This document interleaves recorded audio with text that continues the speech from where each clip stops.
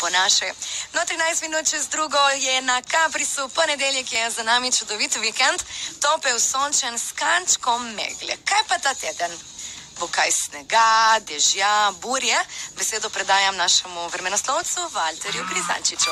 Nad Evropo je obsežno območje visokega zračnega pritiska in anticiklon se zdi, da je vrgel sidro nad naše območje. Ob taki predpostavki se zdi, da bi moglo biti daljše obdobje suhega in tudi sončnega vremena, a temu ni vedno tako. Kaj se bo dogajalo? Preostanek ponedeljka bo na obali sicer delno jasno, se bo pa nad morjem začela pojavljati megla ali nizka oblačnost, ki se bo postopno bližala tudi preostalemu delu obale. Temperature čez dan, tik ob morju okoli 10, v notranjosti Istre in sredi obale pa se bo segrelo do 15 stopinj. V torek zjutraj bo delno jasno, se bo pa spet ob morju in ponekod na obali pojavljala megla ali nizka oblačnost. Temperature bodo okoli 3, čez dan pa se bo slika še nekoliko spreminjala. Nizka oblačnost ali zmerna oblačnost se bo začela pojavljati tudi drugod na obali in Istri. Temperature čez dan ob morju okoli 10, v zaledju pa do 12 stopinj. V sredo in četrtek bo vreme zmerno do pretežno oblačno, ponekod lahko tudi megleno. Jutranje temperature okoli 5, čez dan pa med 10 in 12 stopinjami. No, ob koncu tedna se bo vremenska slika